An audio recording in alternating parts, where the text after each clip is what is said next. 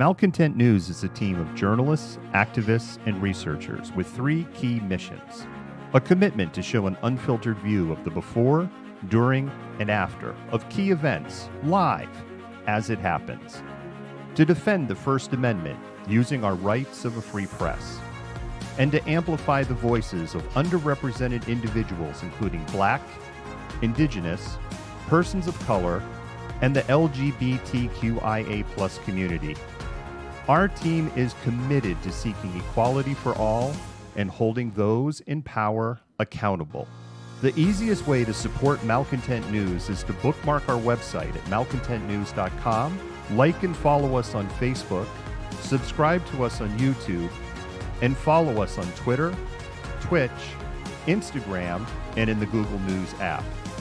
To provide financial support, you can become a patron, make a one-time donation through Venmo, or link your Twitch account to your Amazon Prime account and use your free subscription to subscribe to Malcontent News. Thank you for supporting independent journalism and for being a malcontent.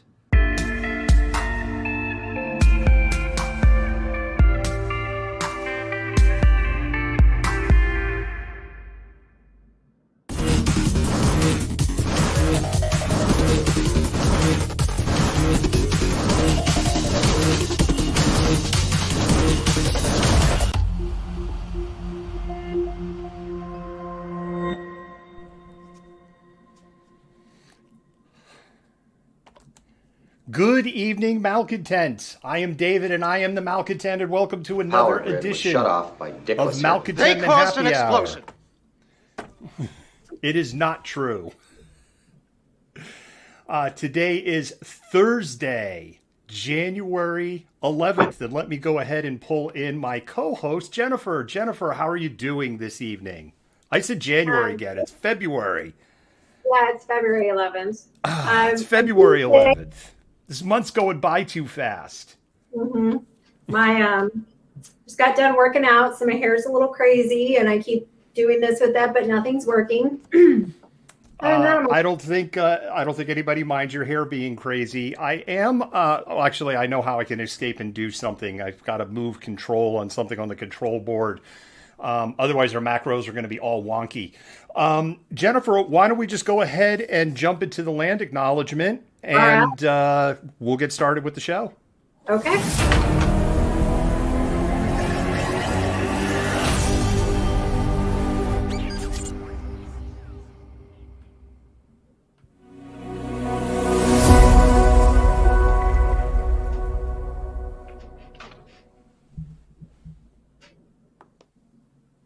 Malcontent News comes to you from the occupied homelands of Coast Salish peoples. We are grateful to live and work as guests on these lands, the land which touches the shared waters of all tribes and bands within the Duwamish, Suquamish, Tulalip, and Muckleshoot nations. This land acknowledgement is but one small gesture in the ongoing process of working toward repairing and sustaining relations with Coast Salish lands, waters, peoples, and their other than human kin. Thank you so much for that, Jennifer. It is really appreciated. We really like that you have added that to the program. Before we get started, Jennifer, I'm going to go ahead and play the disclaimer because we got some heavy topics we're covering on the show. And then we'll go ahead and jump into our first story, which isn't a heavy topic. Okay.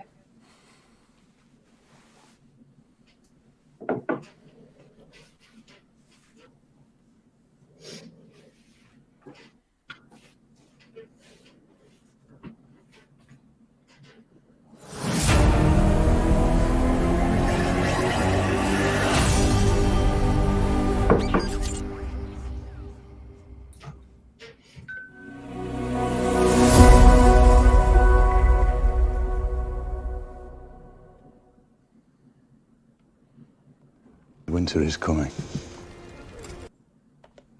Winter is actually here. You know, the first thing I always want to start off with is that one of the things you could do at the start of the show is if you can share and or start a watch party, depending on the platforms you're on. If you're on Twitter and Periscope, you can tweet us out, say, hey, there's some good food for your head holes. You should be watching this.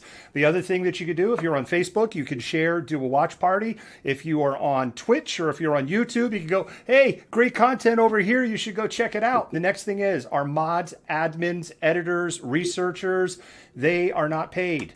So they're paid in hearts. And so to make them happy, what you could do is start spamming those hearts. When you spam those hearts, it lets those mods and admins know that you really appreciate all of the hard work you're doing. It messes with the algorithms.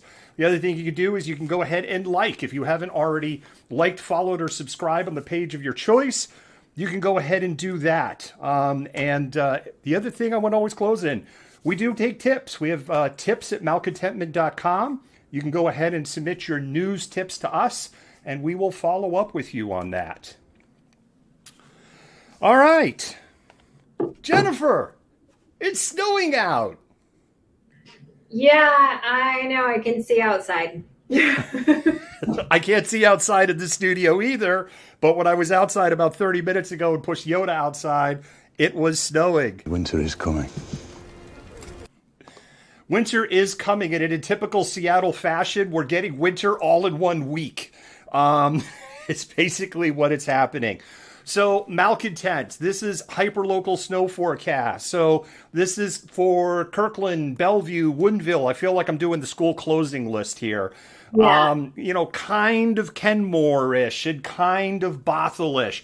This is how I think things are going to go down. And for those of you who are like, what the fuck? What's the F-bomb? This is written. This is written. Is he doing talking about the flippin' weather? Like, what's this got to do? This page, like all the way back when we were just a little tiny little Facebook page, it was all about the weather. That's what started this. And that's going back, Jennifer, almost 5 years. Wacky. Wow. Because everyone's like, wow, you're really good at the weather. You should have your own page. And I'm like, fine, I'll set up my own page, whatever. The problem is that weather in Seattle is boring for about 330 out of 365 days. And then it's just batshit crazy for the other 30 or 35 days. And it has been particularly boring for the last couple of years. Snow! So this is what I think is going down. And again, I called out that list of towns. So, and I will kind of give some insight if you're north, south, east, west of there, because I know the comments are going to blow up with, but what about my town? So if you're Kirkland, Bellevue, Woodinville, Bothell, Kenmore-ish, a little bit of Redmond, and maybe like out to Duval, tonight, it's snowing. You're like, it wasn't supposed to. If you read our forecast, I said it might snow today. If you read our forecast, half inch to 1 inch. Right now, outside our door, we would have more. We have more than a trace, more than a dusting. It's like maybe 1/10 of an inch, and it's probably going to continue to snow for a few more hours. And what I have found today is that the model has been way too conservative. The snow. This isn't convergent snow we're getting. This is snow that's coming up from the south. Tomorrow, during the day, right? That's why you have the sun. It is not going to be sunny tomorrow. That's tomorrow day. 1.5 and 1 inch. We're going to get just a little bit of snow. Friday night is the main event. Bring it on. Friday night, 2 to 4 inches. That's where I think that we're going to land. Saturday, it's going to tail off. During the morning, we'll get 1 to 2 inches. And then Saturday, it'll kind of peter out. Saturday night, another 1.5 to another inch. And then on Sunday, Sunday's tough. Right now I'm calling 1 to 2 inches, but frankly, the weather models are all over the place. The model that I trust is saying snow in the morning, turning to a wintry mix, turning to rain. There are other models saying snow. There's other models that are saying straight rain. And Jennifer, people aren't going to like this news. There's some models out there saying freezing rain on Sunday. And if we were to get 4, 5, 6 inches of snow and they get a nice glaze of ice over that and then have it turn to rain so you get a sheet of water over the glaze, over the snow. Yeah, it'll be like Mission Impossible to travel around here. So if you're adding that up in your head, what I think on the low end is 1, 3, 4, 5-ish on the low end and maybe 9-ish on the high end. Now, remember I said I'd give you some nuance. The further south you are, the more snow you're going to get. So Tacoma, ignore this. Tacoma's going to get way more snow than what we're seeing here. And as you continue to go further south down the I-5 corridor, you're going to get more and more snow. The further north you go, the less snow you're going to get, except on Sunday, because it'll be colder to the north Sunday. That air that's coming down in from British Columbia is going to be trapped up in Skagit County. Those areas are going to see a lot of snow. If your plans include having to drive to Portland, or if you're watching us from the Portland area, I would probably not go through with those plans. If your plan is to drive like I-84 out of Portland, heading east down the Columbia, yeah, no, just parking lot that plan. No bueno. Anyway, that's it. That's snow. Unfortunately, the Chuds are all upset at me again, and we're getting some hate mail. I got a death threat yesterday, so no, we're not going to have any shots of the outside. Where I'm at, I can't see outside anyway. The last snow event, we had some shots from outside. We're not going to do that tonight. So there you go, Chuds. Anyway, Jennifer, what do you think about that? It sounds like a great big giant mess, and I'm happy I went and got stuff for my horse, and I don't have to go too very far over the next few days. But yeah, I don't particularly, I like looking at the snow as long as I don't have to go out in it, because I don't like to be cold, I'm not going to lie. But yeah, I'm glad I stocked up on stuff. Well, I'm hoping it's on the conservative end, but we'll see. Snow segues into our next story.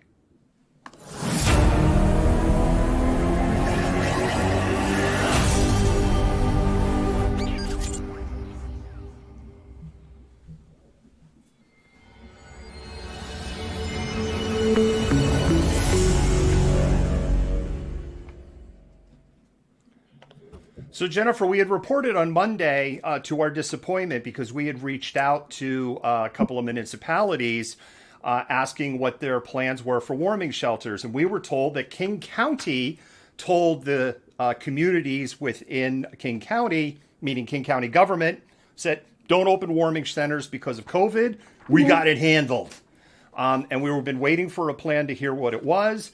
Wednesday, we know that there was, we're going to have a warming shelter on Wednesday, but we know what the name of it is. And I actually don't know if they ever actually dropped a location on Wednesday, but they do have locations for tonight. So we're going to go ahead and run these down. These locations are valid through Sunday. And these are opened up for, Jennifer, I'm going to have some choice words after I go through this list, but this is for King County, because King County has it covered. This is their idea of having it covered, Jennifer. So the first one, Fisher Pavilion at Seattle Center. That is 305 Harrison Street. They have 80 beds available for the unhomed. That is a male or female shelter, 18 and above. No children allowed at that shelter. One thing they are doing, Jennifer, normally these shelters are 8:30 to 8:30, or 8:30 to 7:30. It did say that they were going to allow people to stay in there during the day if they wanted to continue to stay warm. So, Jennifer, as you know, I'll give points, even maybe when the points aren't deserved, but I'm going to go, okay, you get that point. The next one is the Bitter Lake Community Center at 13035 Linden Avenue North. There are 45 beds available there. That is also male and female, 18 and over. And they're saying male and female, all genders. So I'm just telling you what King County's got. So these are included. Next one is the Garfield Community Center, 2323 Cherry Street. There are 41 beds available, and that's male, female, and they. And that one, again, is open at 8:30, so in about 16 minutes, and is available to, again, males and females. The next one is at 4th and Jefferson Day Center. That is in Pioneer Square, 420 40th Avenue. 25 beds at that facility. That one is men only. I do not know, Jennifer, if that is men only or identify male. So I don't know how King County is doing that. The next one that we have is families with minor children that need warming shelters. So 17 and below, right? 18 and over. This is 17 and under. The YMCA has a late night shelter you need to call first. 206-461-9274. We did put a call out to go look because this information was shared with us. We blew it up on our Twitter. And we did put a call out to say, hey, if you have any more information, can you please go ahead and share that with us? We didn't have anything else when we came to airtime. So I will check after airtime. And Jennifer, if we have more stuff, I'll make sure that it ends up on our Twitter.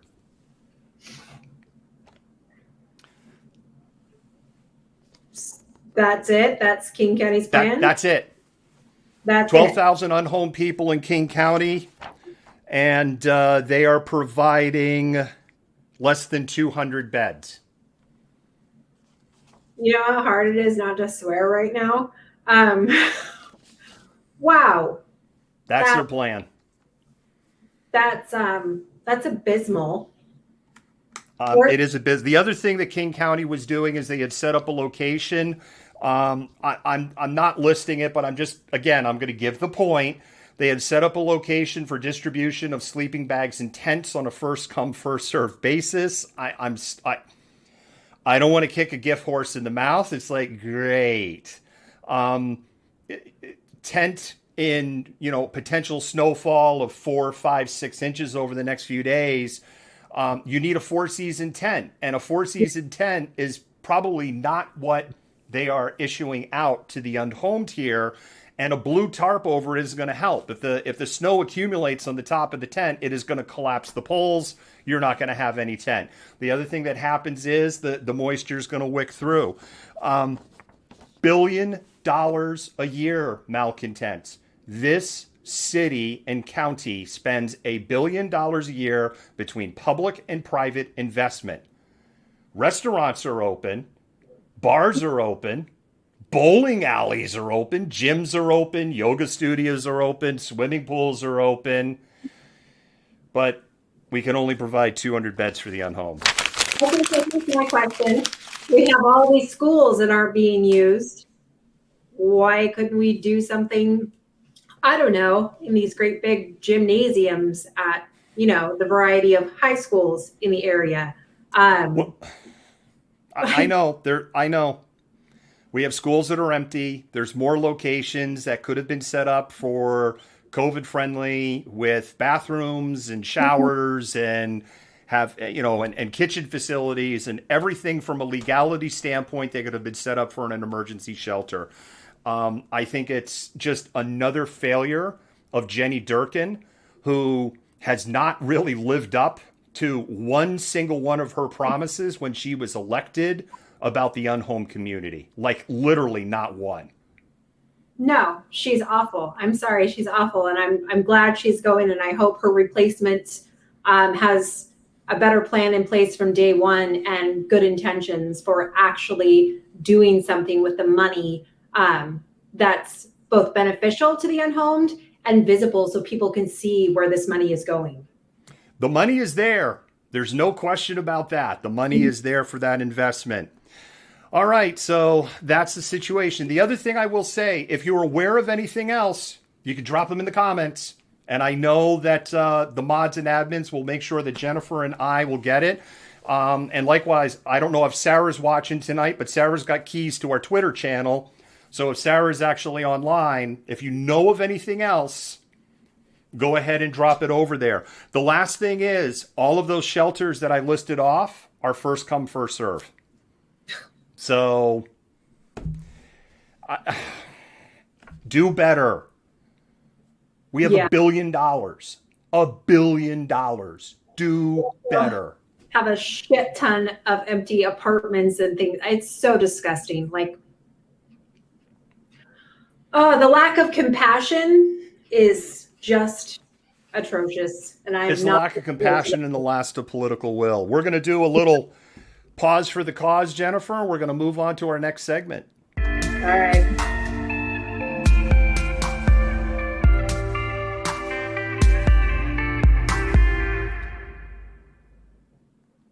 Hi, Malcontents. I'm David, the Malcontent, and I'd like to talk to you for a moment about supporting independent media. When you support us, you help us bring the before, during, and after. You help us defend the First Amendment. You help us amplify BIPOC and LGBTQIA voices, and you help us hold leaderships at a local, state, and federal level accountable. None of this would be possible without support by viewers just like you. When you become a patron for as little as $5 a month, you help buy technology, safety equipment, and help cover travel expenses so that we can continue to bring you news that you trust. If you can't become a patron, you can do a one-time donation on Venmo, and your dollars will go to the exact same causes. With your continued support, we can continue to amplify BIPOC and LGBTQIA voices while showing the truth on what is happening in the world around us. Once again, thank you. And once again, thank you for your support. We really do appreciate it, Malcontents. None of this would be possible without your support. We're actually really close to a milestone on patron.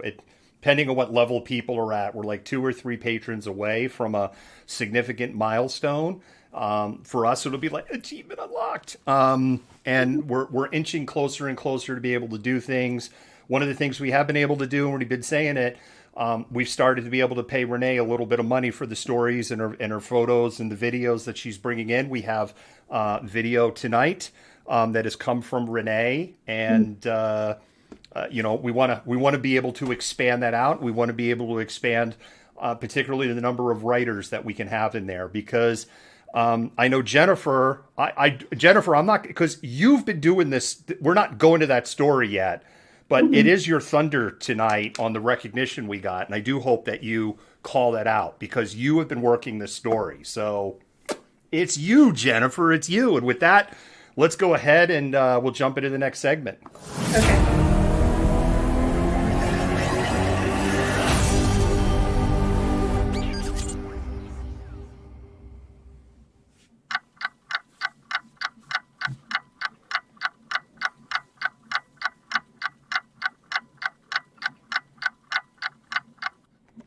It's another session of Malcontented Minutes, but it's a little bit different tonight. If you haven't been following along during the daytime, I've been working the day shift, the afternoon shift, and the morning shift. And so we actually weren't planning to do Malcontented Minutes tonight. Our editorial board was actually leaning towards, dude, self-care, shouldn't do a show. And I'm like, there's the police shooting, there's the snowstorm, there's the warming center, and then there's this other story that has been brought to the table to us. And again, I don't want to steal the thunder. I'm really proud of this. And I think the people who love this channel are going to be proud and excited to hear kind of what's happened around this particular story. But what I did say is, I ain't doing my 5 stories, okay? It's too much. And the funny thing is, Jennifer, what did they cut out today? Like 1:30? They're like, yeah, our time. They're like 1:30. Day's done. But I was cooked because I had been up pretty early with everything else. Otherwise, I would have been, yeah, I could do that. Tomorrow's going to be amazing because it's going to be... Oh, yeah. Yeah, I know. It's going to be a circus tomorrow. Anyway, Jennifer is bringing the 5 stories tonight. So we're not doing 10, we're doing 5. The other thing is, I have no idea what they are. Seriously, that is why there's no poll. We're not going to have a vote for Pick Your Story tonight because we are trying to keep the show short so I can get some rest. The other thing, Dr. and Mrs. Malcontent got her second COVID vaccination shot yesterday, and she's a sad, sick puppy. She's really feeling the shot, so she needs some care. So with that said, Jennifer, are you ready? I am ready. All right, here we go. The timer's rolling. Story number 1. You're going to know a few of these, and a few of them are going to be surprised. But first things first, the UK coronavirus variant detected at the University of Washington. I happened to get this message before it went public because I am technically an employee of the University of Washington. So what happened is this new UK variant that is so contagious, and they're still finding more and more stuff out about every day, was first detected in the student population last month. So we get this. They're doing, additional studies, gave out additional tips about how to stop the spread of coronavirus.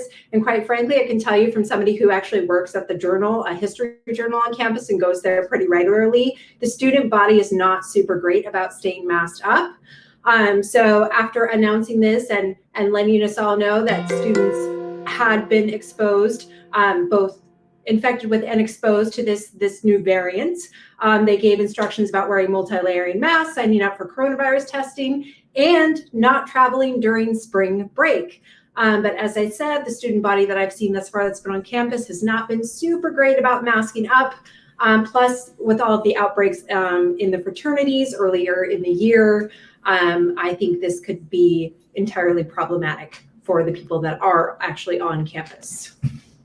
I can actually unpack this one. I'm familiar with this story. I feel like you threw me a softball for the first one, but that's okay. I'll take it. Something that I read is that the UK strain that the scientists, researchers, CDC believes that this will become the dominant strain in the United States within about 2 months. It is about 50% more contagious than the strain that is available today. And this probably ties into you should be wearing not just a bandana, but a tightly fitted mask, as well as maybe a cloth overlay on that, which is what I've been doing since the word go. So, Jennifer, there we go. We're ready for story number 2. All right, this is both my BIPOC and great news, good feels story. And this is a memorial to civil rights icon John Lewis is going to replace a Confederate monument in Georgia. Like, take that, MTG.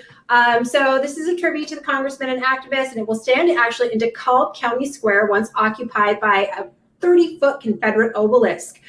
So, of course, we all know John Lewis, major civil rights icon, Congress.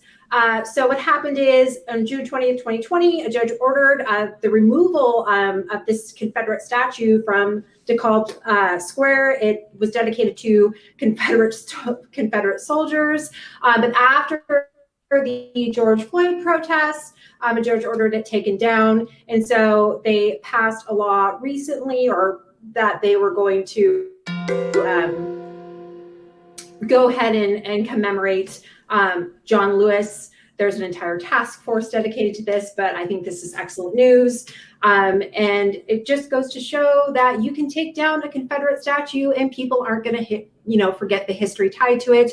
And you can also implement new kinds of histories that integrate that, build on it, and take it in new and better directions. So there was very sad news in the testimony today in relation to John Lewis out of the impeachment hearing. The insurrectionists that came in and stormed the Capitol, among the things they did, they destroyed a picture or portrait of John Lewis. It is just gone. There was a couple of broken fragments of it.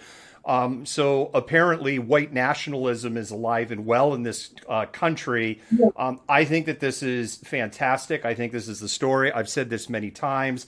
The United States is one of only 2 countries on the planet that venerates people that fought a civil war against their own government and lost.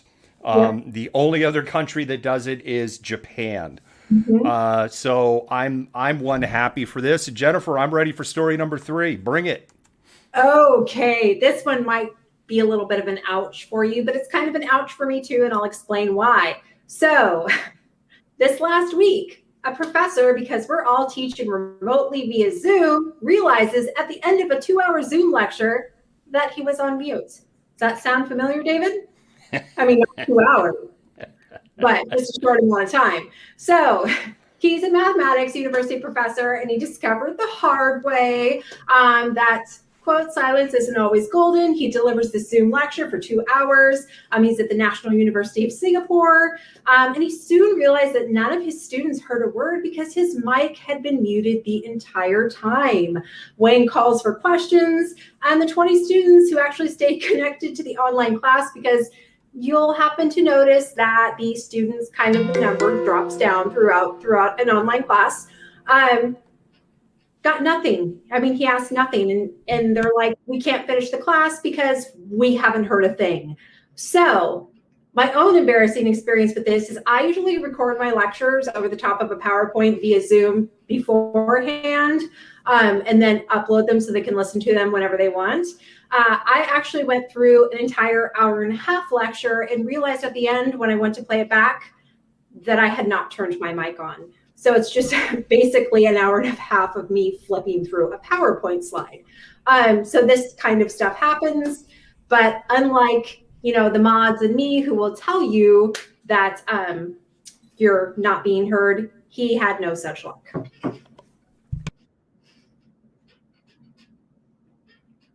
Just messing with everybody. I hit the mute button before I started that segment. Yes, that one cuts a little bit to home. I have definitely have had the mute button on more than once, particularly if we have a longer segment or sometimes at the start of the show. And every now and then the fan on the computer that manages the broadcasting, it goes in because the processor is like, I'm in overdrive. And so that fan goes when we're sometimes playing videos, and I'll hit the mute button because I know it'll. And that's the one actually that'll really trip me up, because that is not a normal point for me to hit the mute button, and I'll just roll. But I will swear on my father's grave, the last 2 times we've had mute issues in here were driver issues. It was not me and the button. But yes, that one hurts. Yeah, all right, Jennifer, story number 4. Really good reminder, if you're going to do live lectures on Zoom, always record them. I don't know, because might have played back on his side. I don't know. Probably not. So Biden administration today extends housing protections to the LGBTQ plus community. And so same-sex couples and transgender individuals disproportionately experiencing housing discrimination will now have access to recourse under federal law. And this is a really big deal.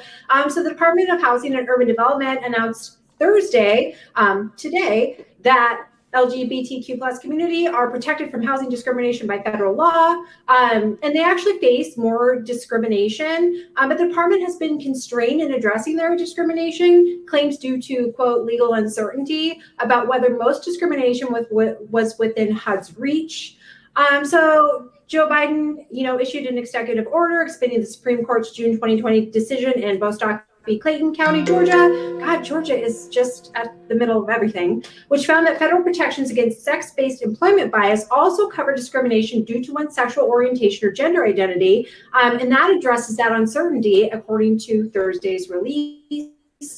So there is now recourse for housing discrimination for the LGBTQ plus community, which is a huge advancement and will hopefully help mitigate some of the issues this community has been dealing with. Well, it just goes back. This is a real easy one for me to unpack.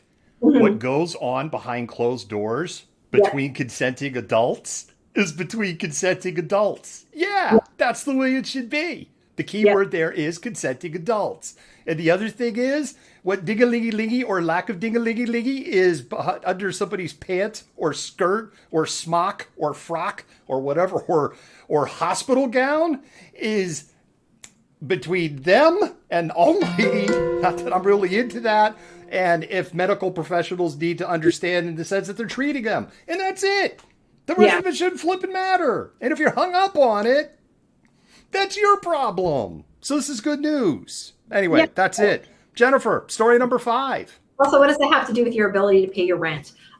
Okay. Ho-ho, Washington. We have another Washington state man charged in the insurrection at the Capitol. So this came out today. Another Washington state man been charged with several federal crimes in connection with the insurrection riot that happened in Washington, D.C. on January 6th, as members of Congress were meeting to certify Joe Biden's win as president of the United States. According to the court documents, Taylor James Jonatakis, 37 of Kingston, has been charged with many crimes, including obstruction of an official proceeding, assaulting, resisting, or impeding an officer, an act of civil disorder, entering and remaining in a restricted building, disorderly and disruptive conduct, 2 counts of violence in a restricted building, and obstructing passage in a restricted building. Whew, that's a mouthful. So he made his appearance in U.S. District Court in Tacoma on Thursday, and the Justice Department did not request his continued detention, and a judge ordered him to be released pending further hearings in D.C. He has not yet entered any pleas. Well, it seems to me there are some cases that they're not asking for detention because they're not tied more to like the broader conspiracy. One of the things, right, that they expressed concern is that they would not be able to even charge some of these. Yeah. This dude is, if they're looking at assaulting police officers and on some of the stories that we weren't aware of that we're hearing about now, it doesn't sound like this is somebody that picture of the police officer literally getting their eye gouged out. That was one of the, like, I'm getting chills just thinking about it. That was yesterday. Yeah. Mm-hmm. That was yesterday. Fox News, by the way, we're going to talk about that later tonight. Yeah, they just turned, it didn't happen. Didn't happen. We'll talk about that later. I mean, we're going to continue to hear about arrests. We're up over 200 now, and 5 Proud Boys charged with conspiracy, and that isn't once already arrested. 5 more arrested and charged with conspiracy. They're building their bigger case. Any outside observer can see that. And the question is, how deep does this run? Jennifer, thank you so much for the Fast 5. I really appreciate it. And we went fast. Yes, we did. Too fast. And with that, we're going to do another little pause for the cause. Okay. And then we'll go into our next segment. Okay. Black Coffee is a hub for communities and a hub for meeting people, making friends, and understanding. What Black Coffee is to me is a place to actually call home, a place where Black youth will feel welcomed, where Black families will come and feel like they're at home. What we're trying to build is more than just coffee. Community is something that we do naturally. We know who's in the community, we know what the deficits are, and we're trying to fix that. We want to bring people together. My hope is that the phrase grounded in excellence shows up everywhere and that it becomes a movement. I'm looking forward to hanging out at Black Coffee with my friends and feeling safe. Black Coffee to me means opportunity for people like me and my other friends and family to come here and do homework safely and hang out and stuff like that. That is happening. It is happening.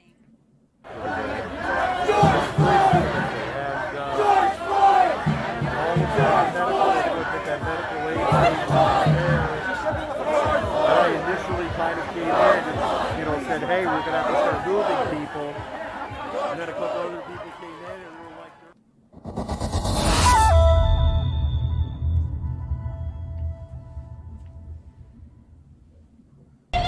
Police to be held accountable for their actions. We're not going without. No justice, no peace. No justice, no peace. No justice, no peace.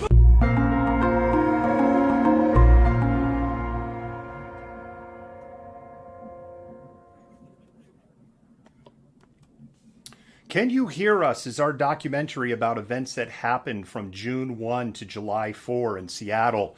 5 weeks that will be part of this city's history for the rest of the time that Seattle exists as a country. If you're a patron, you already have access to Can You Hear Us. Can You Hear Us will have general release at the end of February. Candidly, it might stretch a couple of days into early March. I know I've been saying February. We have found, I keep finding more video, and the news cycle, right, particularly with the impeachment trial, I just have no window to continue to work and edit on that. The other thing is Black Coffee Northwest, located in Shoreline, Washington, grounded in excellence, amazing coffee. I could already see Jennifer is giggling because she knows where I'm going with this. Get the potato scone. It's like a scone and a baked potato with cheese and like an onion or chives, and it like had a baby, and it's this delicious scone. Yeah, they were talking about whether or not you were going to talk about it in the comments. That's why I was giggling. So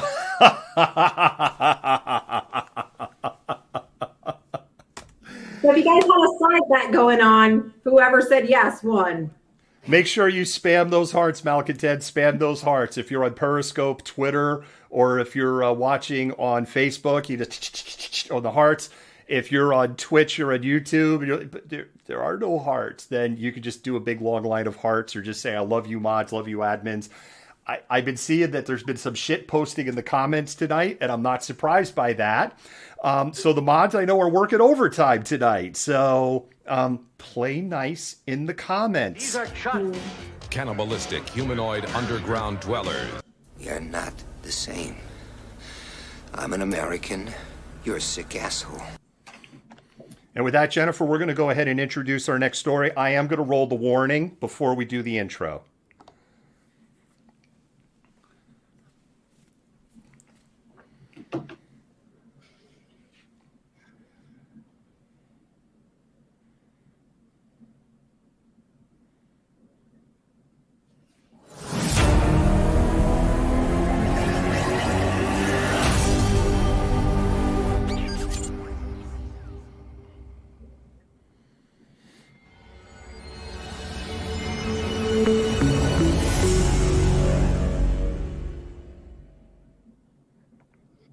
Jennifer, you've been following this story for us, and I know that you shared some updated information. We've learned more about Chad Wheeler's past, and it is disturbing. And I know that you're going to go into that. And then none of us here like to pat ourselves on our back, and we're all really self-critical in the Malcontentment team. But you should pat yourself on your back for part two. Of course, I know you'll do it with dignity and all that other stuff, because this is two parts to this story. But with that, Jennifer, I'm going to hand it over to you and continue to unpack this really disturbing Chad Wheeler story. Yeah, so we've been covering Chad Wheeler since the news broke that he assaulted his partner back in late January. But some other reporting has come out about him having previous altercations in the past. In fact, when he was at USC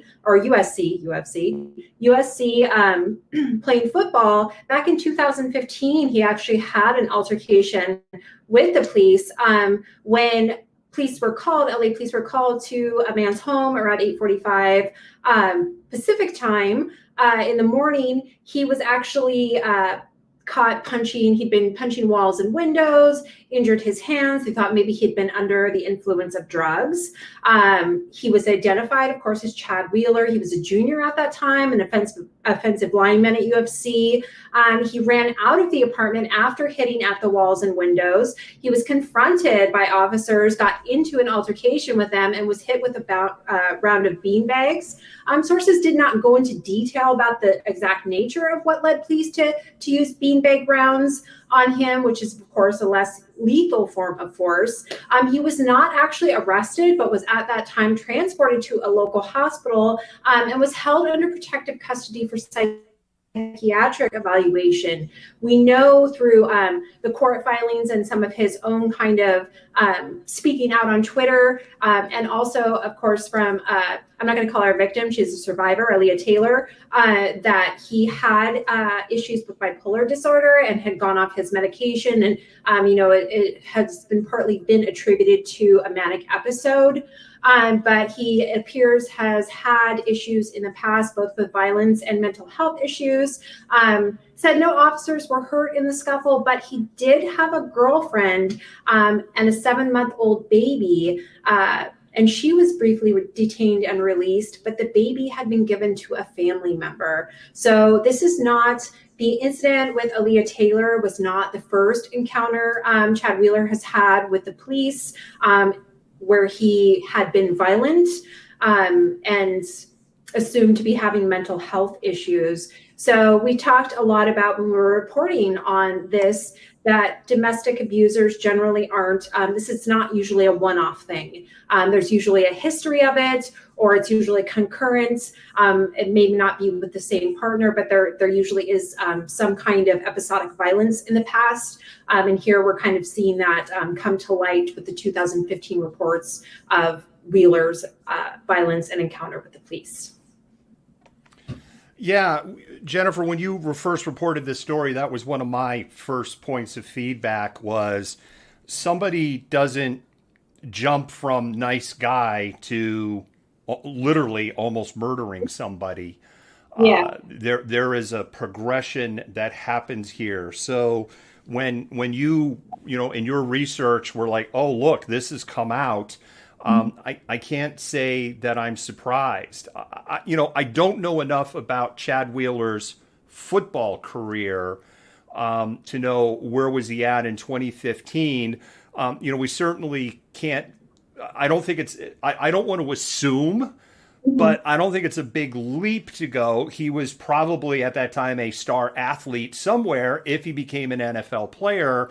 And it just feels like if they went to beanbag rounds, that's somebody really out of control. And that also generally, like the beanbag gun, that isn't something that like every officer has. That generally is requiring a specialized response. And so then the question comes, did he get specialized treatment because of his connections? Wasn't an NFL player at the time, but whether that be through high school or university, or, hey, if you're going to ruin this guy's career, he's got a bright future. And if you do this, you're going to ruin his career and he's not going to be able to do anything. So what can we put in this hand to go like this? That's what it feels like. No, absolutely. And it's quite reminiscent of, what happened at Stanford. If you recall, there was a Brock, his name was Brock, I can't remember his last name at the time, who got caught raping a very drunk woman in an alley. And the judge basically said, well, we don't want to ruin his career or ruin his life. And so gave him a very, very minimal sentence, which was subject to a lot of course, obvious shock and ridicule. And so it feels very similar to that. And I've read several variations of the 2015 report in a lot of different media sources. And some were like lamenting that this would potentially keep him out of playing for USC for the rest of the year. So it's not a reach to think that his privileged position within a very expensive California university and being a star football player potentially afforded him this very privileged kind of treatment that then kind of extended into what occurred recently and him being an NFL player. One of the other things, Jennifer, that's been lost in this story too is the NFL and the Seahawks organization really weak sauce response to this. And another thing on the NFL, we celebrated Amanda Gorman on Monday and her poem that she did. It was a magnificent poem. She is truly somebody saying the words that I believe America needs to hear at this point. I think it's unfortunate a lot of people probably aren't listening. But I had this thought. It's like, oh, okay, we have a poet, we have Amanda Gorman. This is really good. But you guys still destroyed Colin Kirkpatrick. You destroyed Colin Kirkpatrick for taking a knee over the national anthem. And then, of course, the response from the right was, well, you can't do that. That's disrespectful. And then when people started protesting in the streets, it was like, why can't they just peacefully protest? Oh, you mean like take a knee for the national anthem? Mm-hmm. So I don't want to go off on this whole tangent here and take away from the story, but the NFL has kind of been like, not it in this, right? And it's like, well, the Seahawks, but it's like when you follow it, it's like, no, the Seahawks didn't exactly like cut him off on December 31. It's not. It's like, it's one of those things like contractually, it's not accurate, but it's not inaccurate, right? It's like this little gray space. And what he did, I mean, like, this is worse than Ray Rice. Yeah, no. And I just want to say thank you to the people in the comments that pointed out that it is Brock Turner, because I could not remember his last name. And also it's Colin Kaepernick. They corrected you as well.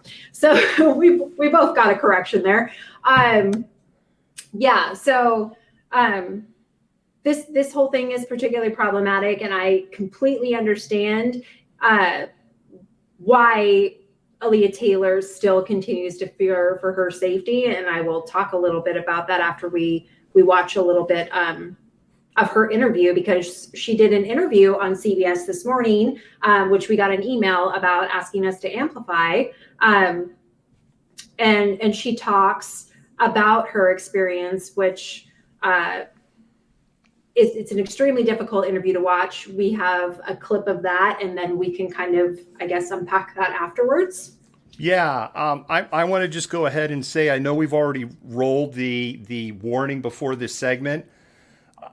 This is a tough segment. This aired on CBS This Morning yesterday. CBS This Morning, which is the national, they actually reached out to us directly and asked us to amplify this. That it's a big moment for us as a news organization. And so, but this is a really hard clip to watch. We don't have the whole interview. The whole interview is available on YouTube if you want to see all of it. And with that, Jennifer, I'm going to roll the clip. Her name is Aaliyah Taylor, and it was a leaked photo of her injuries that made national headlines. Well, now she's ready to share her story. And most importantly, she wants domestic violence survivors to know they're not alone. We want to warn you, some of what you're about to see and hear is graphic. I still have to regularly get like my concussion checked. I have bolts and a steel plate I'm going to have forever in my arm. I'm going to have to deal with this the rest of my life. That's the reality for 27-year-old Aaliyah Taylor after she says she was attacked by her then boyfriend, Chad Wheeler. Taylor says the pair dated for 6 months with barely any arguments. We were like best friends. We did everything together. I even introduced him to my family. We would babysit my nephew together. But according to Taylor, that all changed on January 22nd, starting with a text from Wheeler that he'd shaved his head. He just loved this long hair, refused to cut it, and it surprised me and it worried me. I came home and Chad was trying to play it off as if he just kind of cut his hair, but then as time went on throughout the day, he started going downhill emotionally. Taylor later told police it was the beginning of a manic episode, adding she knew Wheeler suffered from bipolar disorder. Then, according to Taylor, Wheeler snapped into a dark place. He stood up and he told me to bow down, and I asked him why, and he didn't respond. He just told me to bow down again, and I told him no, and he immediately grabbed my neck, and that's when things began. Do you recall what happened after that? When he grabbed my neck, he threw me on the bed, and I remember looking up at him and asking him, "Please stop, Chad, it's me." And I just immediately knew the look in his eyes, that was it. According to Taylor, she blacked out twice before the attack was over. I had touched my face, and I looked down, and there was blood on my hand. And I remember getting up and running to the bathroom. Chad was standing by the bed, by the doorway, and he was sipping his smoothie. I was like, "Wow, you're still alive." "Please help me now. I'm gonna die." It's tough to watch. That 911 call is tough to listen to, and there was actually a lot more in that interview. That whole news piece that CBS did is about six and a half minutes. And again, if you want to, it's very easy to find on YouTube. You could literally just type in Chad Wheeler CBS. It's the first thing that comes up over there. Jennifer, I'm going to turn it over to you to unpack.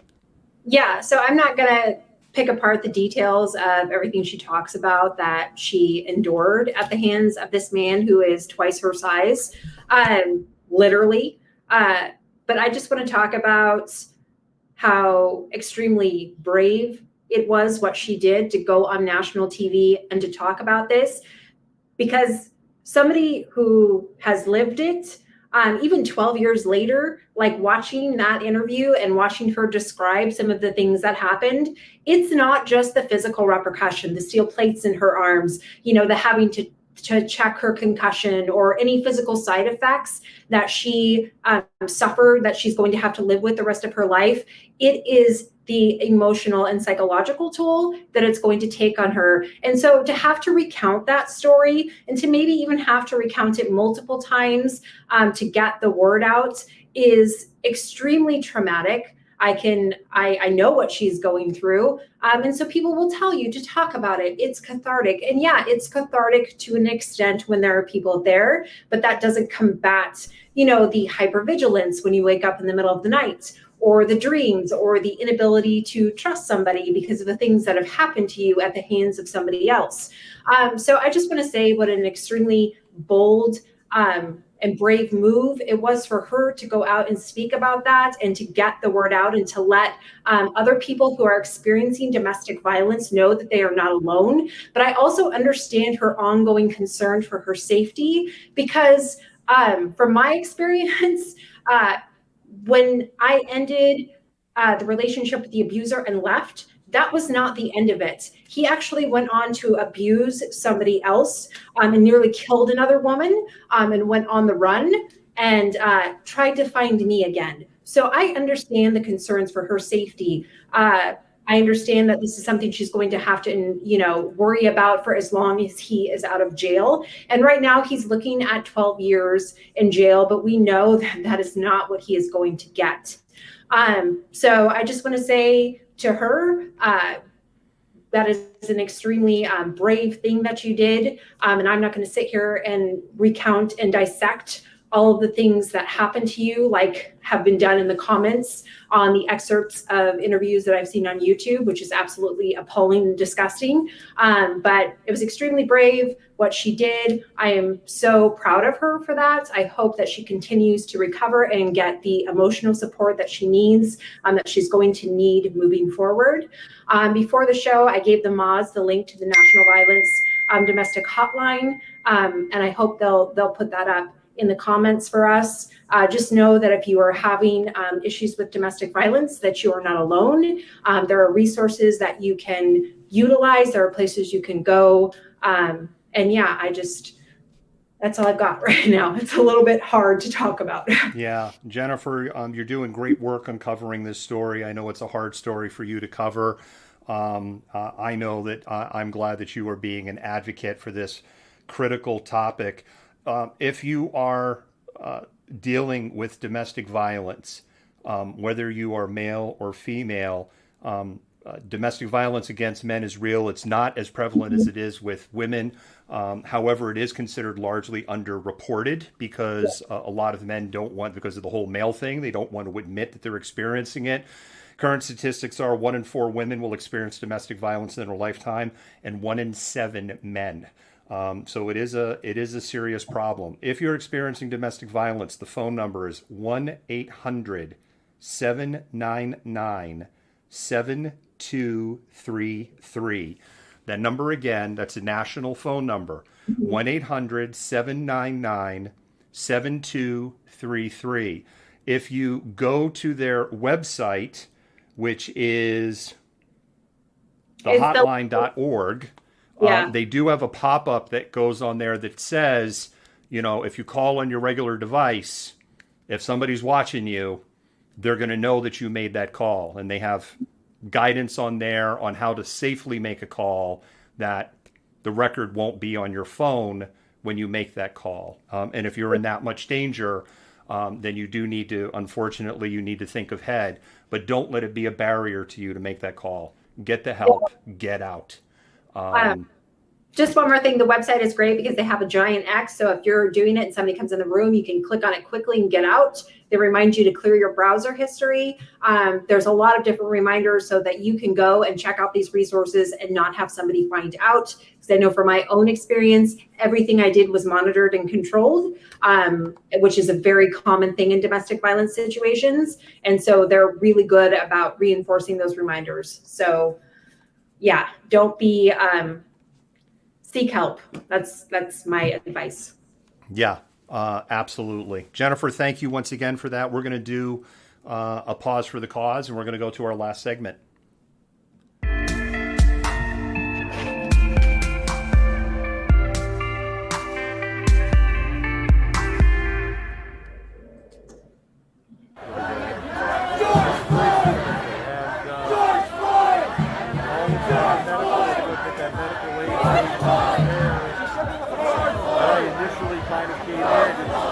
Hey, we're going to have to start moving people.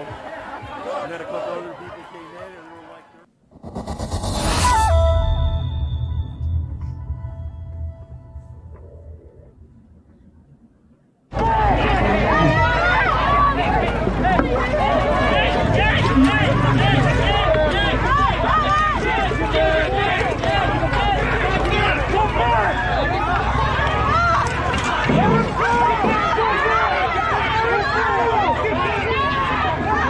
this exploded fast.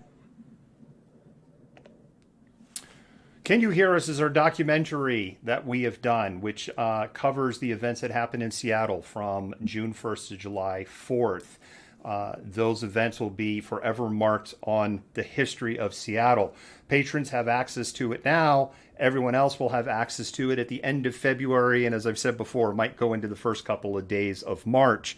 If you want early access to Can You Hear Us, you can become a patron for as little as $5 a month, and you can help us keep independent media independent. I would like to actually make a shout out to two people. I know one is Mary, and I want to get the other name right, so you're going to have to forgive me as I glance down on my notes here. I do want to thank, because I want to make sure we call them out, Athena, and I want to thank Mary. Athena and Mary were both very generous on our Venmo today, and it is very, very much appreciated.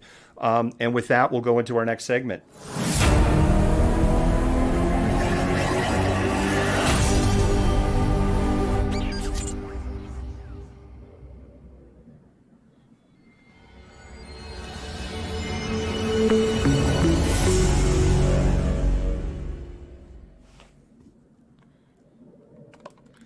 And our next story takes us to Seattle, where there was a shooting incident, a tragic incident that has happened in a situation that initially was confusing as the news was initially coming out. And then what was happening as that was going through, we got a clearer picture of what was happening there. So to unpack the events that had happened on Tuesday evening. Man, this week is a blur, Jennifer, because of the impeachment trials. On Tuesday evening, word came out that there was a officer-involved shooting in the Central District by Jimi Hendrix Park in the 2300 block of South Massachusetts Street. And, of course, there were immediately a lot of questions. There's a lot of sensitivity around this topic, and there is extreme distrust that the Seattle Police Department has worked really hard at building with the community, and particularly in the last year. What we have learned since, there were two individuals that were shot. There were shots fired also before these two women were shot. So there were multiple shots that were fired. Police were responding to a shot fired call. Literally, as they arrived on the scene, they heard multiple additional shots, and it was in that moment that we have since learned two women were shot basically at point blank range while they were in a vehicle. One woman died in transit to Harborview Medical Center, the trauma hospital, publicly available information. The other woman is in critical condition from her injuries, and the gunman is dead. The Seattle Police Department has released a video yesterday. We have that video. We're going to go ahead and play it. I'm going to roll the warning before we play it. Jennifer, we can unpack it a little bit. And then we have video from Renee shot during the aftermath there. So with that, we'll go ahead and roll this clip.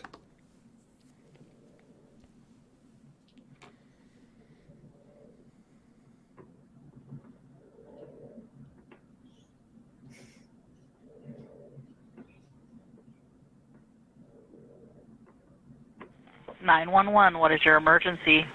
There's a man outside in the park, so Jimi Hendrix Park. I think he's shooting. I can see him shoot through my window. He has a gun in his hand.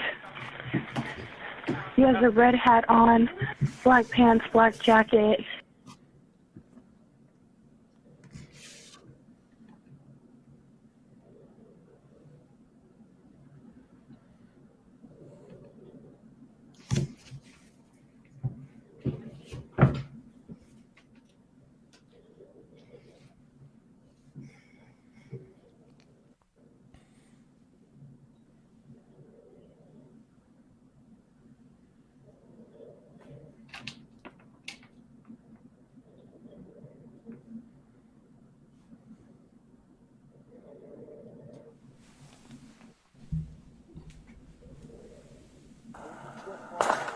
Just fire the shot. Same too, he's fine.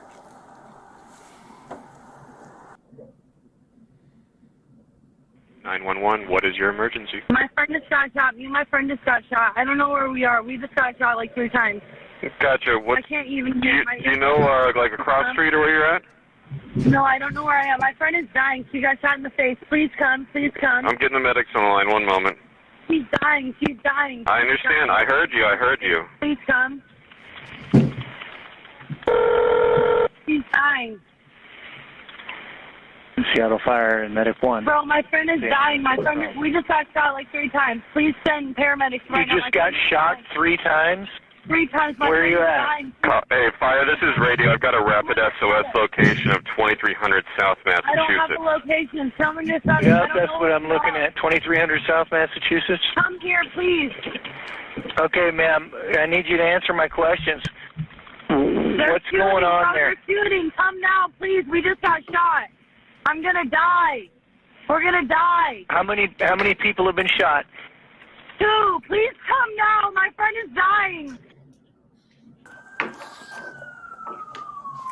Here, he's coming down. Drop the gun! Drop the gun! Put your hands up and drop the gun, Seattle Police!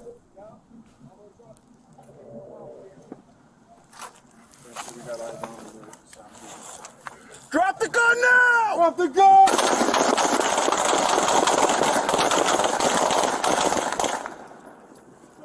Shots fired. Hey, I got the radio. Suspect down. Drop the gun now! Drop the gun!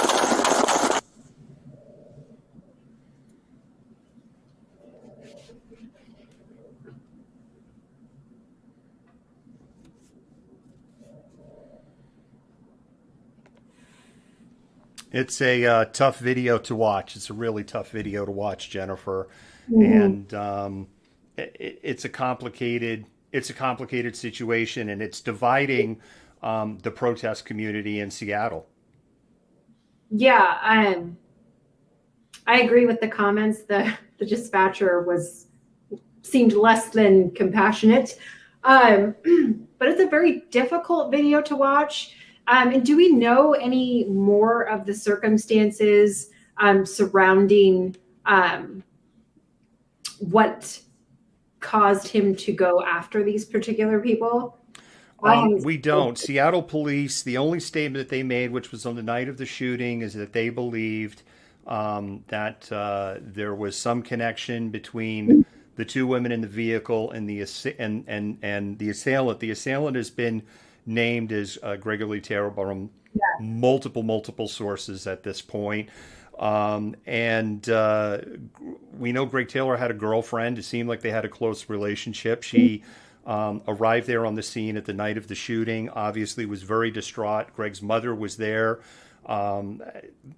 It's never a good thing when a person dies. Yeah. But in the same token, he shot 2 people, and it's on camera, because I know that the night of, there were a lot of questions from people that have deep inherent trust in the distrust in the police, which is well deserved and well earned in this city. Yeah. Like, well, that's their version of the story, and how do we know? And I always say cameras don't lie. Cameras don't lie, and we see for ourselves what happened. We hear the 911 calls that are there. The one thing, there's 2 things I will say. I always do rule of 3, but I'm going to do 2. The first thing is, the video that we played was released by the Seattle Police Department. So the Seattle Police Department, as we know from history, has edited that video, because we can see it's very heavily edited, to fit their narrative. That we do know. However, we also know, I will get to 3 points actually. However, we also do know there are eyewitness accounts. There's people that Renee talked to on the ground. There's multiple social media accounts. There were multiple 911 calls came in, not just the 2 about the shots fired before. The police are hearing the shots fired as they arrive. That is literally, one of the women is dying in that clip. Yeah. In a sense, we hear 2 people die in that video. Yeah. So the timeline is pretty established. However, we are still, at the end of the day, we're watching a very heavily edited video that's going to show everything in as positive light as possible for SPD. The one question that I have is Seattle police says, comes up the driveway, confronts them, pulls his weapon, and starts firing. I don't see a muzzle flash. I don't see, he raises his gun. It's unquestionable. It's indisputable. Yeah. And they open fire, and they just don't open fire with sidearms. I mean, they open fire with it's hard to see, but I'm going to assume those are M4, long guns, rifles, assault. People like anytime it's like, that's an assault rifle. That's a rifle. That's rifle, assault weapon, whatever you want to call it. What's the F-bomb? This is a... Not interested in splitting hairs on that. I know people are arguing that other people in these situations get to be taken into custody. I'll defend the devil, Jennifer, from the view that they're providing us in what I will freely admit is their very curated story. They knew. That's the other thing. We know that those officers at the scene know there are 2 shooting victims because that 911 call came in. So they know they're dealing with an active shooter at that point. And I think it really just comes down to people that view police from a true abolitionist standpoint. No police at all. I think they're falling on the side of this should have just never happened. I know that there's another example, and I'll close on this, and the community outrage wasn't there. There was an individual who was shot by police in a parking garage in the late fall. He was the person running around with the burning 2x4 that he assaulted the police officer. And the police officer, Jennifer, they did the same thing that we saw in Bothell. He basically drove right up to the guy, total cowboy mode, hey, get over here. And then the guy charges him with the 2x4 and throws the burning 2x4 in that officer's car. That individual was shot and badly injured in a parking garage nearby. And that individual wasn't even armed with a burning stick anymore. Officer was injured. Police cruiser was burned. This was in downtown Seattle. And there wasn't the outrage for that. So, it's outside the Black History Museum, Jimi Hendrix Park, the Urban League Village Apartments. I mean, this is one of the centers of Black culture, and a Black person was shot. But Jennifer, tell me if I'm wrong. I just look at this, and I really don't think I'm looking at this with the white guy from the Burbs lens. I think this is just a tragedy. So what about the victims? Do we have any information on them? We don't. We don't know anything about the victims, and it's because of the connections I have in the medical community. It's something I can't go. I can't touch it. Right. One of our researchers can touch it, but I can't touch it. And so we don't. All we know is they're both women. We know one died basically in transit to Harborview. The other one is in critical condition. And we know from the phone call that the one that died was shot 3 times in the face. So is there potentially outrage for these women that got shots? Or is the outrage all directed at SPD for shooting the man that shot these women? And I think that's one of the things that has me a little bit scratching my head, because again, the argument, it's like the yeah but. I'm hearing yeah but argument. And I know, like, I've seen things like, people who have been out protesting against the police are giving them a pass on this situation. And I don't understand. Why are they giving them a pass on this if they've been out protesting the police? Could Seattle police have done something different? Could they have tried to get more people, encompass more of a tactical area, not be in a situation where they're essentially open and exposed in the street and they're forced to take action, right? They're not behind anything. We could see that in that body cam video. They're open and exposed. But they know they have an active shooter. They know they have at least 2 victims. They know there were reports of gunfire before the 2 victims.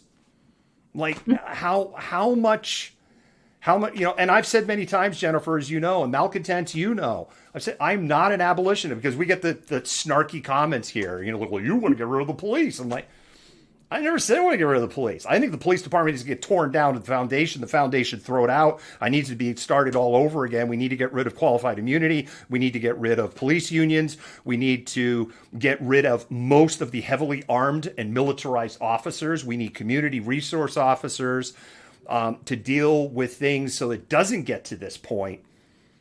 But anyway, that's my view. I feel like I'm talking in circles at this point. Oh, I was just looking in the comments, and Renee said that there was in a report that the shooter didn't, or the women didn't know the shooter. And that very well may be the case, right? Because again, the Seattle police said a number of things out of the gate when their PIO officer came out that were just wrong. And Renee, and actually we could segue in a little bit for a shout out for Renee on this, because Renee actually needs a little support from the community. We'll do that at the end. I won't do it in the middle because if I do, it'll be gross if I do it at this point.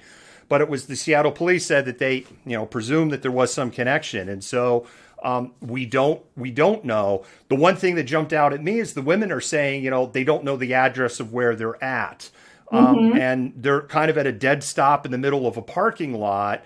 And so were they just like, we got to figure out where we stop? Here's a park. Because I've been to that area many times. There's very obviously a driveway up to a parking lot and all there. So were they just looking for a place to stop to figure out where the heck they are? Are they looking at their phone? We don't know. And the one person that knows is dead. The other person that knows may not live. So... Yeah, I mean, there are multiple victims in this instance, right? But it feels, we have somebody who shot two women and we have no idea why, who then, from the appearance in the video, raised their gun at the police and were shot.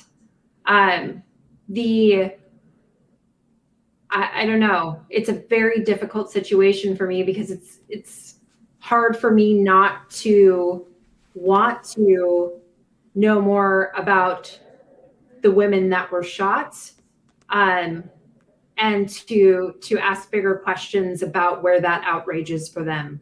I understand being upset about the way in which the Seattle police behaved, deservedly so. People should be furious. But I just think that this is a very complicated story, and we're kind of, in a sense, perhaps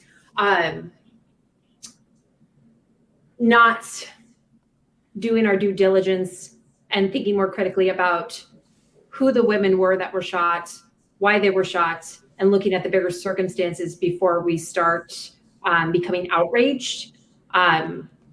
Without knowing all of the nuances of the situation. And I've said this many times, I will never be able to put my feet in the shoes of a person of color or a black person and say, I understand, somebody was shot. I'm not going to understand, because this just goes on in the Central District, right? And you go further down in Rainier, and there's a gang war that's going on down there, and the murder rate in the city is high. And I know people were trying to hang that on CHOP, but CHOP really didn't have much to do about nothing when it came to that. And it's a crappy economy. It's an empty core downtown. It is people who are angry and frustrated with free time in their hands with the pandemic. It is a complicated issue, and it continues to be the systemic racism. I can look at the disease. I'm never going to understand the disease. I'm not going to understand what it's like for a black person that lives in those apartments and what is going through their heads, that they saw a black man gunned down by the police. So I have to acknowledge that. And I will say, I don't understand it, but I know enough where I can see where the rage is coming from. Yeah. No, there's definitely I'm not discounting somebody's rage at that particular thing happening, but there's multiple victims in this instance. To have rage for one and not for others is extremely problematic. So one of the things they teach you when you want to become a historian is the significance of nuance. This story, forgive the pun, is not black and white. There needs to be nuance. There's various shades of gray here, and we need to know more about the entirety of the story, not just from the SPD video they put together. There needs to be more piecing together of this story, because there were multiple people that lost their lives here and potentially one more, and we need to understand why. Yeah, that's exactly right. And I think that's a good segue into the next part of this. The other thing that I'll close with to dovetail on what you're saying is that my train of thought has just gone completely away. Have I been broadcasting off and on now for 13 hours today? Yeah. So my train of thought went away from there. And damn it was a really important train of thought based on what you were saying. Yes. We do need to find out more information in this story. And I do think that the community as a whole needs to take a step back and ask questions. Of what I was told, there's a lot of confusion because people that knew Greg Taylor said that he was a gentle soul, that this is not the man that they know.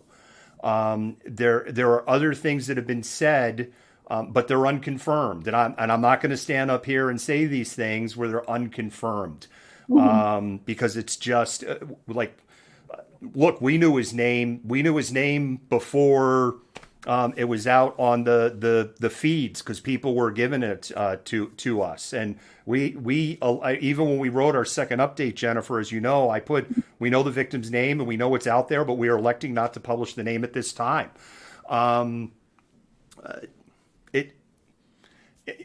I'm left speechless because it is just such a complicated story. There's so many. This is not cut and dry. No. This isn't like Jesse Saray down in Auburn, which was cut and dry. Jesse Saray was, for all intent and purposes, executed by Officer Jeff Nelson. Yeah. And it's all on camera, and it's pretty indisputable. And it was indisputable enough for Sattenberg to charge Jeff Taylor as a police officer under I-940 for second-degree murder. This is way more nuanced. And Jennifer, I do kind of agree with you that there's this lack of acknowledgement that a woman's died. Another woman is fighting for their life. Yeah. And it's hard for me to go with the yeah, but. Mm-hmm.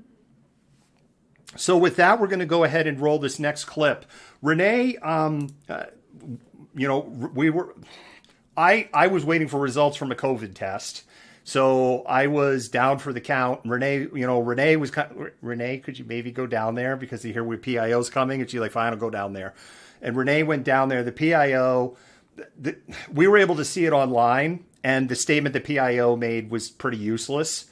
They actually didn't have a lot of information. And we were able to find out a lot more through our network and from people reaching out to us. But Renee did shoot this video of the aftermath, and we're going to go ahead and roll that clip.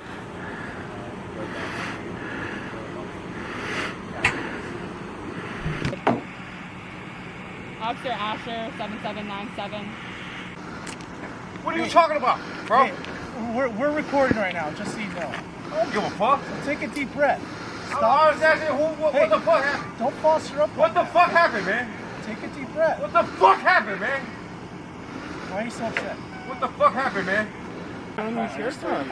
I want to know why you're Taylor's name said over here. Hey! I want to know right now. Right? No, I want answers. Someone go get him. You're the one that just tried to put your fucking hand in the gun.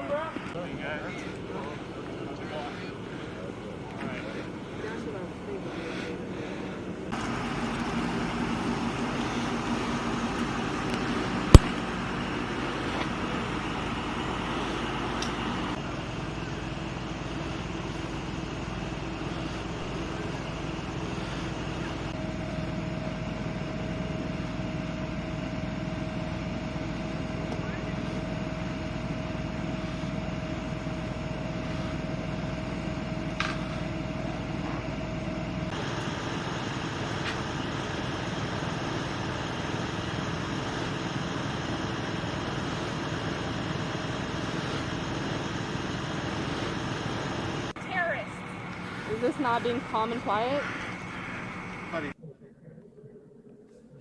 And that's video from Renee that she shot from the scene in the aftermath. So a mother has lost her son. Mm-hmm. Somebody has lost potentially their mother or their daughter. A girlfriend has lost their love, and potentially another significant other has lost a person that they've loved. It's just a really tragic situation. The other thing I will say, Jennifer, is that 911 operator was an ass. Mm-hmm. That's about the nicest thing I can say. Yeah, no, and I was looking at some of the comments, and there are people that are talking, and they're right. It's a very tough job. They're doing multiple things at one time, and some people are like, we're not looking for compassion in the middle of an emergency. But if you've ever been the person making a 911 call and encountering someone on the other end who is not even like remotely compassionate and almost seems like annoyed to be speaking with you, it's very, I don't know, it's not calming in the middle of an emergency. It doesn't make things any easier. So that's just where I'm coming from on that. Yeah, and there's been a fair amount of commentary about not just over here, not just on this and where this video has been played. There's a lot of commentary in general, like what the hell with the 911 operator. Let me finish up a little bit with the story of Renee here. So Renee went home and parked her car in a different place because obviously she drove from somewhere else and then she parked. And so Renee, I feel kind of guilty about this because I was like the one like, hey, can you get down there? And when Renee woke up in the morning, 5 hours later, she found her vehicle up on a block of wood and her catalytic converter had been cut out. Como today had a story that catalytic converter theft in King County, not just in Seattle, but in King County, it's at an unbelievable rate. And it is supposed to be even worse over here on the other side of the bridge where I'm at. Eek. And I do know that the particular type of vehicle that Renee drives is a popular target because it has an extremely large catalytic converter with a lot of rare earth metals in it, and it's real easy to steal, unfortunately. Renee is looking at a $1,500 repair bill. In the interest of full disclosure, because I've always said we would be full disclosure in the money for $25 of video and pictures. That's, I mean, I say Renee gets paid. That's all we can pay. And boy, do we appreciate her supporting us and literally operating as a charity. So Renee is operating on a $1,475 net loss for the evening. We've set up a GoFundMe. The community has been incredibly generous in supporting Renee. I know there's giving fatigue, and I know Renee would say, if you're looking at, do I give money to mutual aid so that somebody is warm tomorrow night, or if I give money to Renee, I know Renee's going to say give it to mutual aid. I would say give it to mutual aid. If you got a little extra, think about Renee and the GoFundMe. Mods and admins, can you drop the link over in the chat for the GoFundMe for peeps who might be interested? You can also go to our Twitter. I hope I hit the Twitter button. Keyboard's asleep. No, it's not the Twitter button. Gosh darn it. That's the YouTube button. I think it's the one next to it. I think actually in waiting for the keyboard to wake up. There we go. There's the Twitter button. Let's try it again. You can go on our Twitter. There's a link to the GoFundMe on the Twitter. I think it'll just be one or two below this program that's running right now. Through our community and generosity, Renee is halfway to a new catalytic converter. And so for that, thank you so much. We don't have an intro clip for this last little piece. I'm going to editorialize for a few minutes. If you've watched any of the coverage today, you're going to hear this again because I think it bears repeating. If you haven't watched the coverage today, this is an important thing really to watch. Yesterday, Tucker Carlson has his show on Fox News. Tucker Carlson Tonight is the most watched show on Fox News. About 5 million people watch it. despite the fact that his number of advertisers continues to dwindle. And Tucker Carlson went full Goebbels last night. And I'm just going to roll this clip. And Jennifer and I are going to unpack it for a few minutes.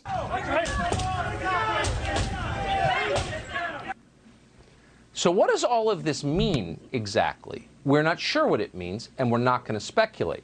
We do know for certain that the known facts of what happened on January 6th deviate in very important ways from the story they are now telling us, including the story they told us today in the impeachment hearings. And in many places, the known facts bear no resemblance to the story they're telling. They're just flat out lying. There's no question about that. The question is, why would they lie about this? For an answer, think back to last spring. Beginning on Memorial Day, BLM and their sponsors in corporate America completely changed this country. They changed this country more in 5 months than it had changed in the previous 50 years. How'd they do that? They used the sad death of a man called George Floyd to upend our society. Months later, we learned that the story they told us about George Floyd's death was an utter lie. There was no physical evidence that George Floyd was murdered by a cop. The autopsy showed that George Floyd almost certainly died of a drug overdose, fentanyl. But by that point, facts didn't matter. It was too late. Cities had been destroyed, along with the fabric of this country itself. Scores of people had been killed. Democratic partisans used a carefully concocted myth, a lie, to bum rush America into overturning the old order and handing them much more power. It worked flawlessly. So why wouldn't they do it again?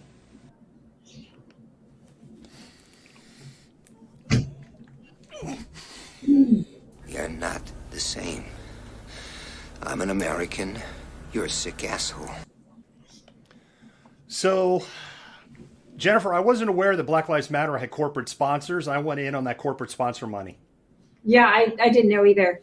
Tucker Carlson is like the worst kind of dangerous because he does not believe a fucking word of what he says. He doesn't. But sorry. But I love being able to hit the button. There's nothing. I live for that button. But he is one of the type that we were talking about before the show. We always, not us. A lot of people tend to discount people or write off people that watch Fox News and buy into this as they lack from education and tend to let them play the victim card a little bit. There are a lot of really educated, particularly white men, that are invested in this narrative, propagate it because it's what they want to believe and because it keeps them in positions of wealth and privilege. Tucker Carlson is one of these people. He doesn't believe a word he says. He doesn't, but it helps keep him in wealth and privilege. So he's going to disseminate that story far and wide to as many people as will listen to it. And his words are really terrifying. I mean, when he says words like old order, that is like right out of Goebbels writing a speech for, propaganda. Old order. The first thing I thought was like, holy crap, this is like terrifying. And cities burned down. What? What city was destroyed? I'm not aware of any city that was destroyed in the United States. By BLM and their corporate sponsors? They were using Molotov cocktails with Coca-Cola logos on them. I absolutely. Corona beer. This protest is brought to you by Corona beer. Corona. Yeah. Beer that white people drink when they pretend that they like Mexicans. Corona beer. Exactly. On Cinco de Mayo that they don't understand. Yeah. It's Mexican. It's Corona. It's gross is what it is. It's gross beer. If you want a really good beer from Latin America or Central America, you could go to Nicaragua and get a Victoria Frost. God, I could drink a dozen of those. That's good beer. Scores of people killed. I mean, a score is 20. Yeah. So, we're talking dozens and dozens of people. The fabric of the nation torn apart. Yeah. More change than in 50 years and in 5 months. Reagan, Cold War, eliminating usury laws, taxing all of his tax cuts, taxing Social Security, collapse of the Soviet Union, destabilization of the communist regimes in Central America, his meddling in the war in Afghanistan, which led to essentially the 9/11 attacks. And then we had meddling in Somalia that resulted in the collapse of that government and led to Black Hawk Down in 1993, and then led to multiple Taliban terrorist attacks in the African continent. So are you telling me that there's been more change than that in the last 5 months? Because I'm not seeing it. Yeah, let's not forget about things like NAFTA, which destabilized places like Mexico and drove immigration because, they didn't have the appreciation for their agricultural community. And it's been an absolute shit show for them. Excuse my language again.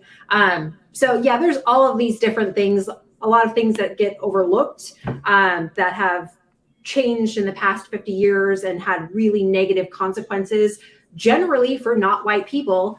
But Tucker Carlson, yeah, he's gross, and somebody needs to tell him that his fake tan is shit. I'm just going to leave that there. So now here's the terrifying thing about this, because the opening part of this is essentially, he doesn't say that the attack on the Capitol is a hoax. He doesn't say those words, but he basically says it's a lie. They're lying. It didn't happen. We know what happened. It didn't happen.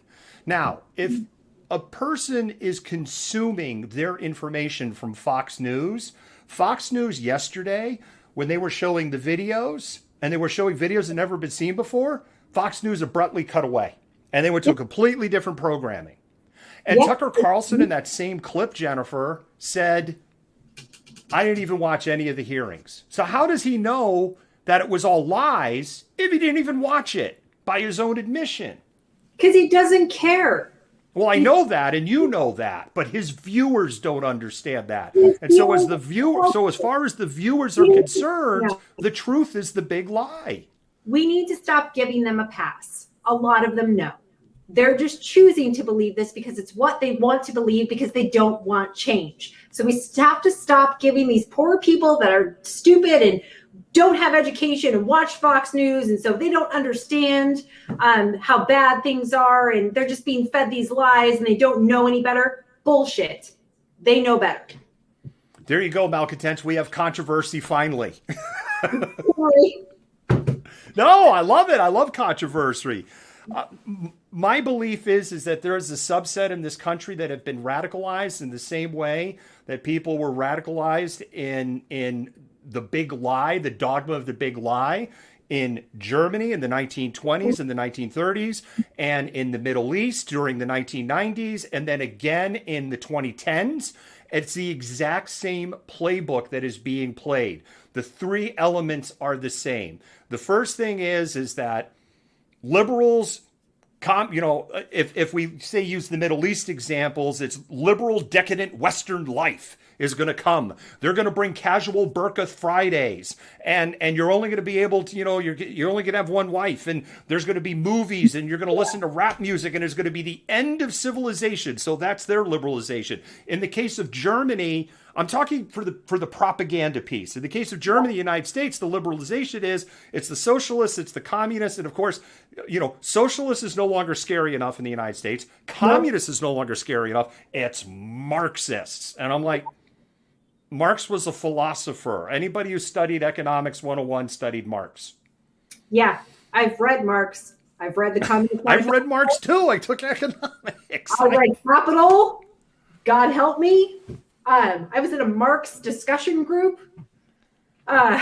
It's a lot. Yeah, I think this is very true. And some of the things they buy into, and we talk about it a lot in the context of how much they're borrowing from Germany and this whole idea of, communism and things like this, and socialism and whatever. But do you remember when a couple years ago when some white men went in, tried to invade Nicaragua? Based on William Walker's filibustering in the 1850s, when he basically went down there and declared himself king. They I vaguely remember this weirdness. I vaguely remember this. Huge thing in QAnon, and they were like super into this filibustering thing. They just thought you could go to other countries and take over because, you know, brown people can't self-govern. That's what, you know, America's told themselves to justify conquest for how long. So, I mean, they do borrow a lot from Germany's playbook, but hey, Germany borrowed a lot from our playbook too. The idea of eugenics came from the United States. That's part of our dark history. And there were people going back to the mid-1800s when this was just starting to really kick in the United States. They were like, well, you know, back to Bismarck. This is kind of a cool idea. And to your point, Jennifer, and I know I'm talking to the historian, and I always try to stay in my lane here, but the roots of the Nazi Party can be traced all the way back to the mid-1800s. And this whole thing of blood and iron, right? Blood in our blood and soil is what was adopted by the Nazis, but it was blood and iron by Bismarck in the 1850s. Yeah, no, it's really interesting. And, you know, we talk about eugenics too, but there's also like multiple forms of eugenics. You have like French eugenics, which went down into Latin America. Then you had like, you know, British, European, more European, not French eugenics that came into the United States. But if you want to know like who one of the progenitors of racial science was in the 19th century, it was Thomas Jefferson in his book, Notes on the State of Virginia. He was one of like the progenitors of racial science. Very true. Very, very true. Well, if you're wondering why when your batshit crazy uncle from Tulsa, Oklahoma calls you up and goes, I saw on the news that Seattle burned down and I'm worried about you. Mm-hmm. And you're like, what are you talking about, Uncle Jerry? It's on the news. Seattle burned down. Uncle Jerry, there's no fires in Seattle. No, it's on the news. I saw what news channel? Fox News. Tucker Carlson. Because that's all Uncle Jerry is listening. And I know people have said like they've had these conversations and they've tried to, it's like, no, it's burning down. It's like, it's not burning down, Uncle Jerry. Honest, it's not. We're all good. It's all good here. You're lying. If I was lying and the city's burned down, how am I talking to you? What was that, Jennifer? It's too much snow for fires outside right now. Is there that much snow? It's still snowing. I'm looking out like my bushes are covered, and I'm in Seattle, the middle of Seattle. So yeah, there's a fair amount of snow. Don't let me forget to do the Black History Month thing before we go. Do the Black History Month thing. Yes, let's do that. And then we can call it, we can end on a high note. Ah! So for Black History Month, you know, throughout the month, every happy hour, we're going to do something that kind of directs you to Black history so you can go and learn about some stuff. This is actually AfricanAmericanHistoryMonth.gov. It is an absolutely wonderful website with a ton of resources, exhibits and collections, audio and video. There's actually lessons plans for teachers and images that you can use as well. It's all curated by Black people, and there's tons of different events, you know, books, people talking about their books, people talking about their works. On February 18th, there's an online book talk called Giants of Racial Justice that features Tamara Payne. There's On the Road with Jason Reynolds on February 25th, and he's the National Ambassador for Young People's Literature.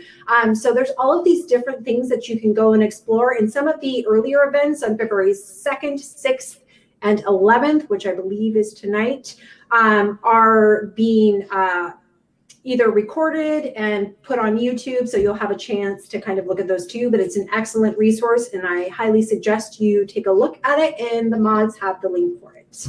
Thank you, mods. Thank you, mods. And yeah, on that subject of thank you, mods, you can spam those hearts one more time and let those mods and admins know that you love the work that they do, because the comments have been fired up. This impeachment trial, Jennifer, has ripped some scabs off. Yes, and that's one thing I have noticed in the commentariat and in the volume of batshit crazy that's starting to come in a couple of the channels that we have here. Like, once again, thank you for so much what you're doing.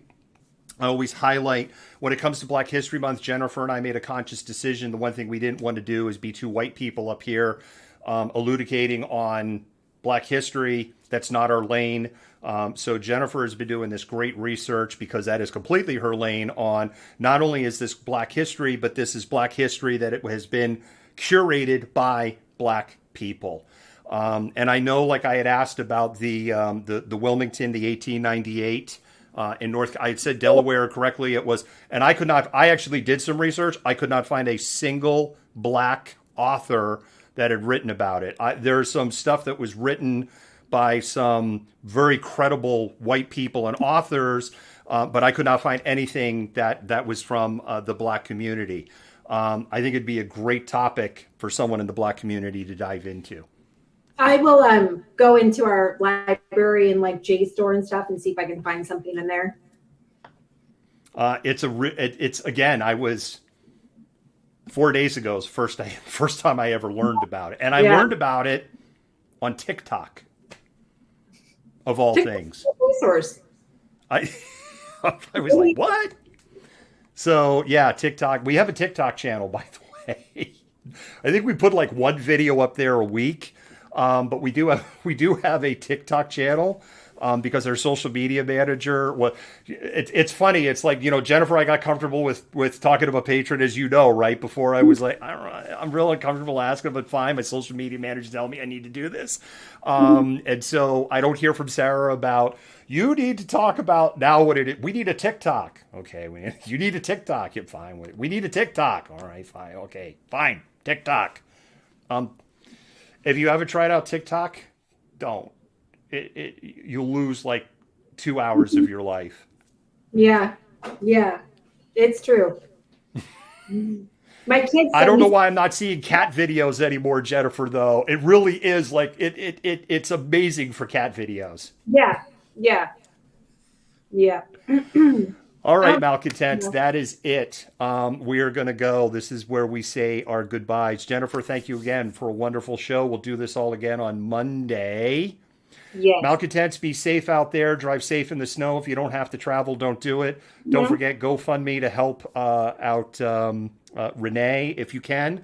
Also, Steve or Steven, I'm not sure how you go by. So thank you for your patience. Thank you for becoming a patron tonight. Jennifer, we are literally one patron away from crossing a big milestone. So very exciting. Like literally one patron away. Very cool. And with that, Jennifer, good night. Malcontents, good night. Good night, everyone. Malcontent News is a team of journalists, activists, and researchers with 3 key missions. A commitment to show an unfiltered view of the before, during, and after of key events live as it happens. To defend the First Amendment using our rights of a free press. And to amplify the voices of underrepresented individuals, including Black, Indigenous, persons of color, and the LGBTQIA+ community. Our team is committed to seeking equality for all and holding those in power accountable.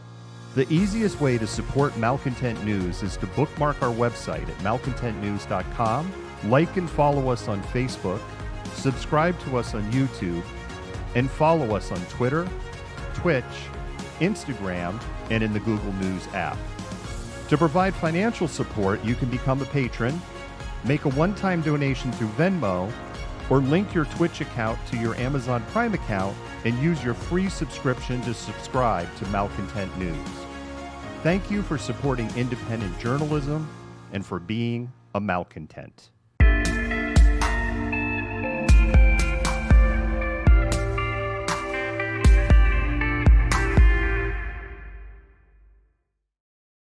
You fit the profile. You're the malcontent. Nobody wants to hear the nonsensical ravings of a loudmouth malcontent. Fuck you! You are the biggest hypocrite on the face of the planet. I say that you're a terrible reporter. That's what I say.